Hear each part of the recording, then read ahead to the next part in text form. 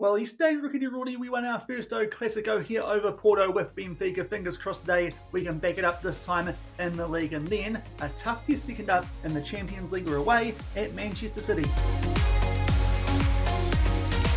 Hello everyone and welcome to episode number 88 of Rookie de Rorty here on Shaun Does FM with Benfica. I hope you're doing well and come up day. We've got a big league clash here as we take on Porto. Big chance too for us here to grab a good old gap over those guys nice and early in the season and then look to back up there our 2-0 win over Juventus yesterday to start off our Champions League phase campaign. But it's going to be a bit tough, you'd imagine, as we're away at Manchester City. So for you guys looking forward to that. But if you missed the episode yesterday, because it included the game that we played just before this one we're coming back for in today's episode, that win over Juventus as well as the clash where we took on Porto in the Super Tucker, the Super Cup over here in Portugal. I'll leave a link to it over in the top right corner. And also there was a little bit of transfer deadline day business too, so make sure you do go and check that one out. But it does mean there's not a heck of a lot to talk about before we get stuck into this first game in today's episode. Took on Porto there in yesterday's one, but to be fair, it was with a different tactic. We have switched since then to the 4-2-3-1. It definitely paid off there with that 2-0 win over Juventus. I think it's fair to say, looking a little bit better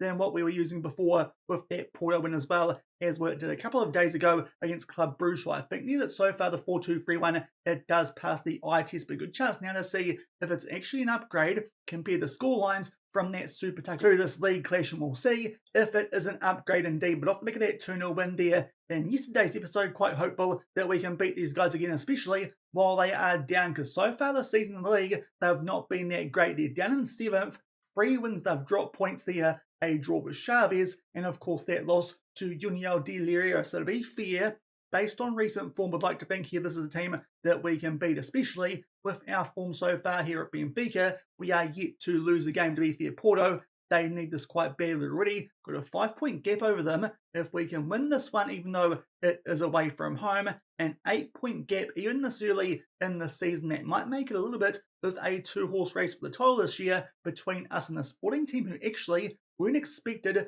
to be up there as much as both us and Porto. So that could be a little bit there of a surprise compared to what we were expecting here in our first year over in Portugal. Just a couple of changes to our regular best 11. First off, Silva comes in there. That is for Renan, but to be fair of late, you could argue that's actually based on performance, seeing as he's quite a good threat there from set pieces, and maybe that's actually a more permanent change we're making there at centre back. Also got Renato in there at left back, that is over Nardi, and also we have got in there up front to Rosa instead of Piskunov on a heavy workload and a little bit injury prone. That's also the case there with Nardi at left back too. So there's a couple of changes there to our regular best 11. Porto again and going with that 4-4-2 like they did in that Super Tucker yesterday, where thankfully it took us a wee while, but we were able to come over the top of them there and pick up a 2-0 win. I'm quite hopeful this time with the 4-2-3-1, which has worked pretty well since then, especially in that when we picked up in our first Champions League phase game over Juventus, that maybe this might be a little bit more of an improved performance. We're actually at home here for some reason. I thought we were away, so we actually really should be picking up some big points here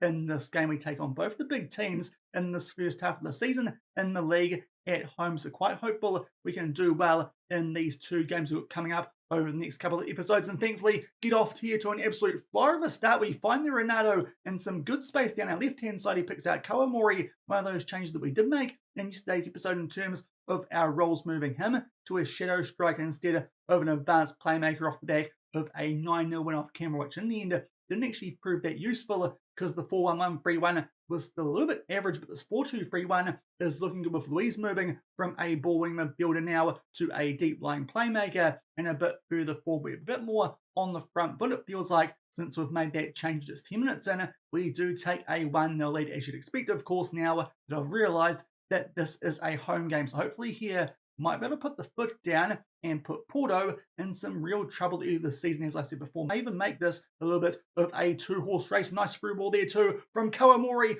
to De Rosa, who stayed on side. A hot start from us here inside 15 minutes. We make it 2-0. So based here on the eye test, I think it's fair to say this 4-2-3-1 looking a little bit better than what we were doing before with the 4-1-1-3-1. Some lovely work there from Kawamori to make sure he beats his man there. And from there, De Rosa is running a nice line there in between the 2 defenders and can put it away there into that bottom left corner. So a hot start here, 2 attacks, and we've scored from both of them, and it's looking pretty nice already with a cushion goal lead. So let's hope here that continues. Good to see too that Kawamori can indeed perform very well in that shadow striker role. That was the one concern we had going into yesterday's episode, saying as the off-camera game we actually use Piskunov, albeit maybe this tactic's not quite so hot just yet, because unfortunately the first attack here we see of Porto in this game, it's good routine here from this front that they do have. They are able to keep the ball quite well, albeit their Kalafatoğlu could have actually kept that ball, but just couldn't quite get the job done, and Butterina there finds himself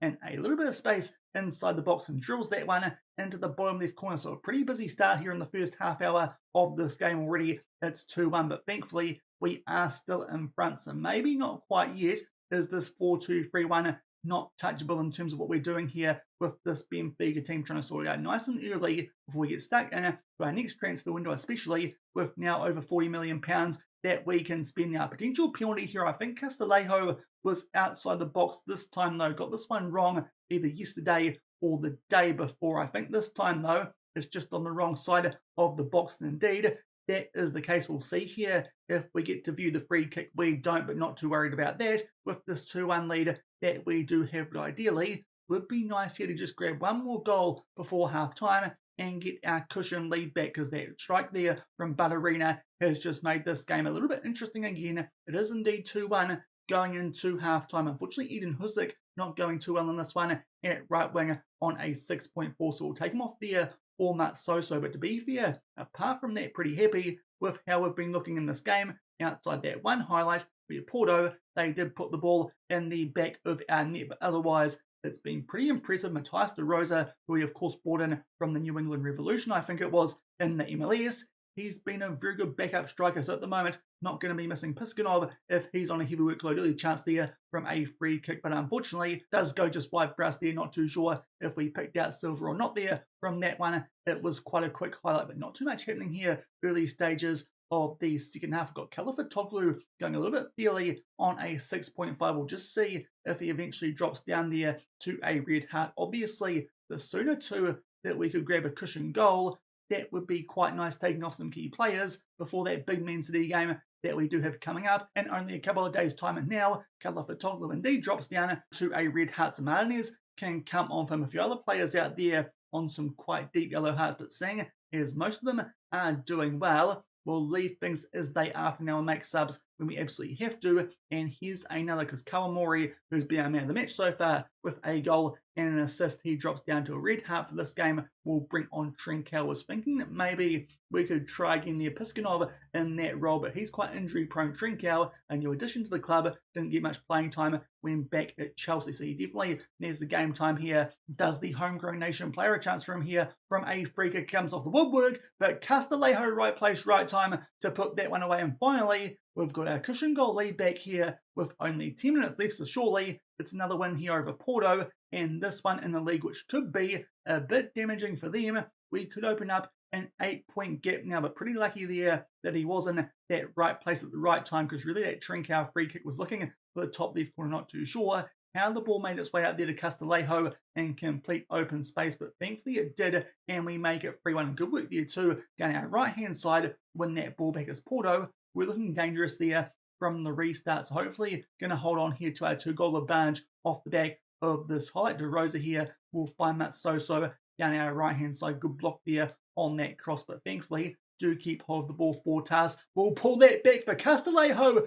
who scored his first goal for the club only a couple of minutes ago. That one is an absolute screamer just inside the box and curves it into the top left corner. 4-1, this tactic might be the one here for us with this Benfica team off the back of that slight upset winner over Juventus. Obviously, the red card helped a little bit, but Uri by that stage had a 2-0 lead. This time, it's 4-1. It was 2-0 yesterday, so I definitely think here we've found a tactic that might suit us with our new team in this journeyman save. Just a couple of adjustments there from what we were doing at Jan Regensburg. And on the attack again, that one gets saved there from the Porto goalkeeper. And now time for us here to make our last couple of subs. We'll bring on pretty that for Fortea on a red heart. And also, with this final sub that we do have, we'll take off here Perez and bring on Magalhaes, who's that young centre back we did sign from Vitória de Guimarães. Has a fair bit of potential. Let's make sure here he gets a bit of game time. To be fair, probably should have done that a good 10 or so minutes ago now. Corner, which Silva does get his head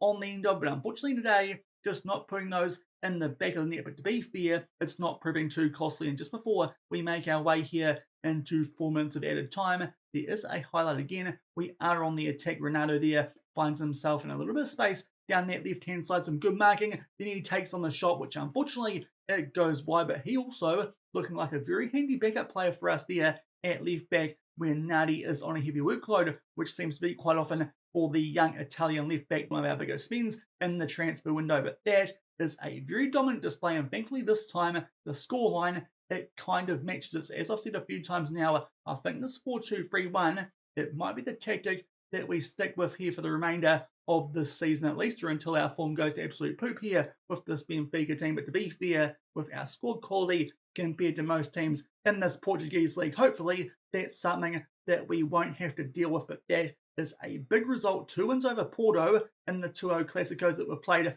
over the course of our last couple of games, and now we are still yet to taste defeat here at Benfica and taking on some decent teams as well. And that does mean as well an 8-point gap over Porto, and for now we go top of the league, having played that game in hand over Sporting. So in a very good spot here with Benfica domestically so far. Let's come back and see if we can keep it going in the Champions League away at Man City. So a really good result for us there. First up in today's episode, hammering Porto 4-1. Unfortunately, have dropped back down to second there on that League of Portugal, still with that game in hand over Sporting. They played on the following day and got the job done over União de Leiria, which, to be fair, is surprising that those guys did get past Porto, their only win so far this season, and they sit in a promotion relegation game spot. So really not too sure there what's going off Porto so far this season. They might be in danger of getting their manager sacked, which would certainly be interesting, but not for us these days. Not going to hop from Benfica to Porto.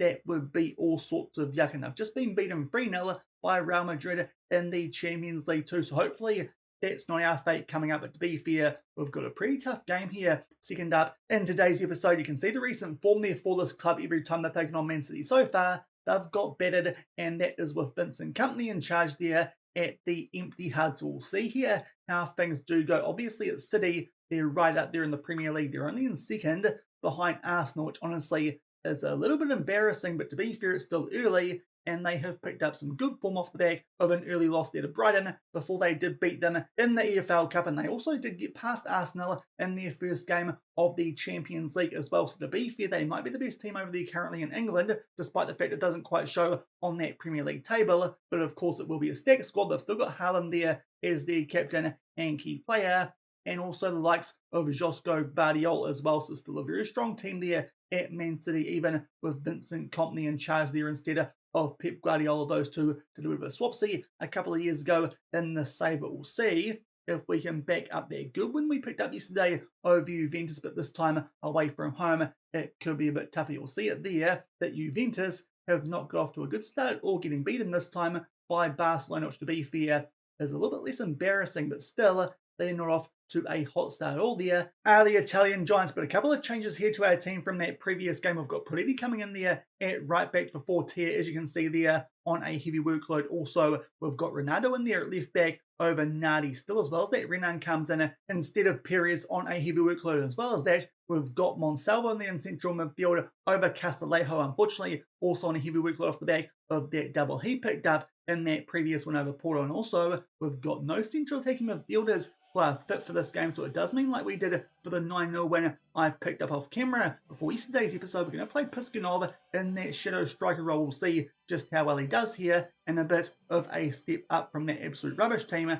that we battered 9-0 this time. It's Man City away from home, so nice little combo there up front of our number 9 in behind our number 69. We won't talk about that too much more because it feels a little bit dirty, but hopefully those two can link up nicely and create all sorts of trouble there for Man City here in front of some fans, which does look weird for a Manchester City home game, but hopefully here we can pick up a decent result. To be fair, even keeping this quite close would not be too bad. Definitely a game here that we're kind of banking on not getting anything from. As I said yesterday, if we get points from our home games, that's not too bad, but away from home, things will probably be a bit tricky. But to be fair, early here, we've got a man advantage as someone from City is on the forum. We're on the attack here, so it could be a controversial start to this game. We pick out Califatoglou at the far post on the volley. It was unmarked, but unfortunately, straight into the path here of that Man City goalkeeper. So to be fair, that probably cancels out what could have been a controversial goal. As now Wharton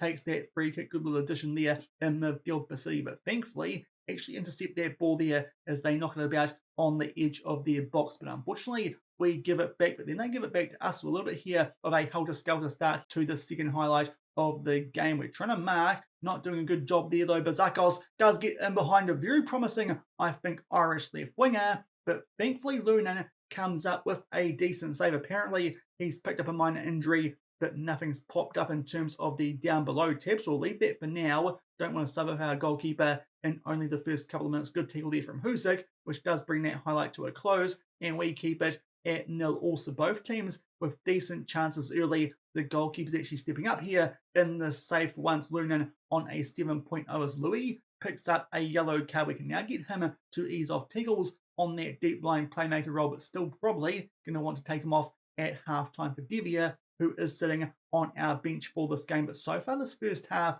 has been pretty quiet off the back of those couple of opening highlights that we did have. But stats-wise, it is quite an even game as now there. Phil Foden picks up a red injury. He's taken from the field, so that could be quite serious there for Man City in this game. Haaland with a header, but thankfully it comes off the woodwork, and we're just able to clear our lines before they get another shot off. So thankfully, we've just done enough there to hold on and keep this at 0 or before half-time.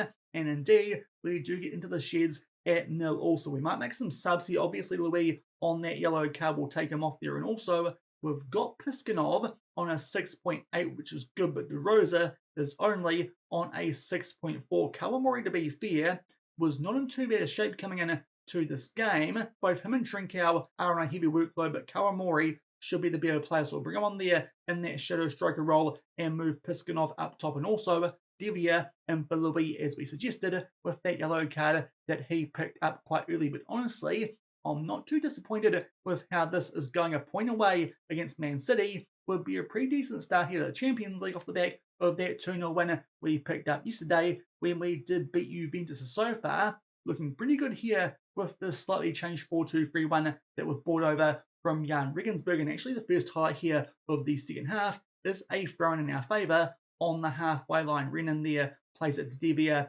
and gets it back, going a little bit backwards here, and that's a bit sloppy from Monsalvo on the ball, but thankfully good pressure there down our right-hand side. We win it back now. Husic does get in behind, picks out Piskunov, who will put that one away past a goalkeeper who came out and didn't quite stop that one in Gregor Kobel, and we make it 1-0. So all of a sudden could be on here for a really nice start to the Champions League, considering the opposition that we do have this season. Some great work there down our right-hand side to win that ball back, and indeed Piskunov does really well there under the pressure from Kobel and can put that one away. So thankfully, our Ukrainian, we see him a little bit further forward, and he's scored. And now they're a free kick, which we go quite close from, but can't quite put that one away. So looking dangerous here early stages of the second half. We'll see if anything else does pop up here from this highlight, or if we're just knocking it about the back. And unfortunately, Wharton there with a good interception. Now Gill will start to make his way forward here for City. A bit of absolute abuse there on him. He stays down too, but thankfully, from the eventual cross, they put that one wide in the advantage. It did get played. And also, surprisingly, no yellow card for that absolute bit of thuggery. But now, as a highlight's about to start, Husic, who set up that first goal, drops down to a red Hatzamat Soso, can come on him. I think for now, that's going to be all that we do as we're leading away here at Manchester City, which certainly would be a big statement of intent here for us out of Portugal in our first two games, because I thought that'd be quite tough. Maybe a couple of points too might be quite good work, a couple of draws from these games, but maybe we're going to win them both, and actually could be quite decent in the Champions League this season, depending on what does happen with scheduling in the Portuguese League, because obviously the more derbies around these Champions League games, the tougher it does get. Good chance for us there on the counter-attack, but Monsalvo does put that one just over the bar, and a few minutes later a free kick here, which Lunan does come out to take. Thankfully, just going to keep that ball. No, we don't. Cover for Toglu there, a bit sloppy, and now the City are on the attack. That's a terrible clearance though, which thankfully does not prove costly. Not too sure what we were doing there in our defence, but thankfully City miss a golden chance to make it 1-1, and now Gill does get played in behind, but big tackle there from Devia, who recovers. The City here starting to click into gear. Unfortunately, we play a ball forward there through Kawamori, but our striker, he was offside. But City are definitely coming late here in this game as we're about to make our way to the final 20 minutes, but thankfully do win that ball back. Let's see if we can maybe grab a cushion goal, because we certainly might need it the way that it looks like things are going here in these highlights that we're seeing. Pretty will float this one far post there, looking for Calafitoglu. Can't quite find him, but Renato will put that one away. I think there was no one offside, albeit apparently there might be someone that blocked the view of Kobel, and this one might get ruled out. And unfortunately, indeed that is the case. So that does mean it's still only 1. They'll miss a chance there to make it 2. Apparently Piskunov here is offside. He is, and this time you could probably actually argue he does indeed interfere with the line of the goalkeeper. So I suppose that's a fair call. Man City needing some help there from VAR, just like they did when they lost at the Club World Cup. But now Martinez will bring him on there for Calafitoglu, who drops down to a red card. And as that's about to go through, a cornered Man City, thankfully that sub happens, so we don't see it. So a good sub from us there. It cuts out what could have been a quite dangerous highlight. Still only 1 goal up, so City are still well and truly in this game here, especially in front of their home fans. Nice ball there though to Karamori. Monsalvo tries to find there one of our strikers, can't quite get the job done, but then Masoso will try and put that one into the top right corner, and it does come off the woodwork, and he now is going to pick up an injury, but it's actually Piskunov who's actually come up here with the icons. What that means with our final sub, we'll bring on Trincao and just see who out of him and Martinez might be the best striker. They can both do a job there at left wing as well as up front. So we'll just double check here what they look like as advanced forwards. And I think actually that Trincao might look better, and it does mean that most players do stay in the preferred position. So hopefully that injury there to Piskunov not too serious. The thing that was Masoso,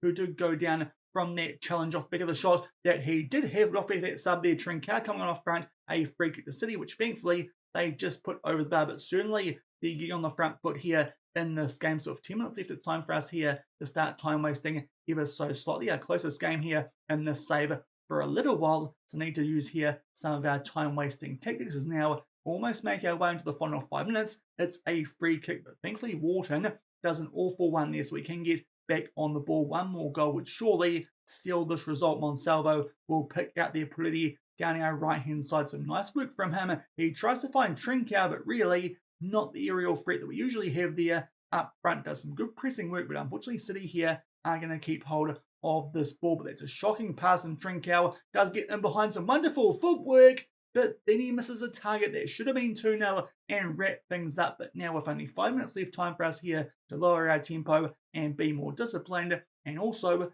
we'll pull our wing backs here onto full backs instead, and let's hope that that makes sure we hold on here and pick up what would be a pretty big win to start off here things in the Champions League for the season. Off the yesterday, and that slight upset too back in Benfica over Juventus. But making our way here quite quickly through the 5 minutes of added time, which has somehow gone to 6, and somehow City have got a corner. They put it near post, and thankfully there is a footballing goal, because that one does go over the woodwork. No dirty work there from Manchester City as per usual, and we pick up a huge win, 1-0 at Manchester City. So that is a brilliant start to life here at Benfica, now both in the league as well as this Champions League. Certainly this 4-2-3-1 is looking like a little bit of a unbeatable tactic. I say that it was quite close, that game, in City did have some quite big chances, but definitely if we can beat teams like City away from home, they should get the job done more often than not back in the Portuguese league as well. So quite happy now with how we're set up with this 4-2-3-1. That deep line playmaker and the shadow striker, those two role changes seem to have made a big difference here, both in terms of the results as well as on the eye, because to be fair, the results have been too bad here at Benfica so far, but a couple of big ones now in the Champions League. We pick up a 1-0 result there at Man City, now firmly inside of the top 8. So another couple of huge wins for us there during the course of today's episode over Porto there in the league, albeit those guys do look like they kind of suck this season, which is a bit of a surprise. And then a 1-0 win away at Man City in the Champions League. So it does mean so far 2 wins from 2, an extra 5 million there just under in our bank account too, which definitely is helpful with the whole financial situation here. Thankfully, those wins in the UCL are proving quite helpful, and also that injury that we did pick up there to Piskunov is not too serious, only out for 2 to 3 days there with a tight groin. So thankfully, we should be okay without him if he's not available for our next game. It's actually against one of our affiliate clubs in this save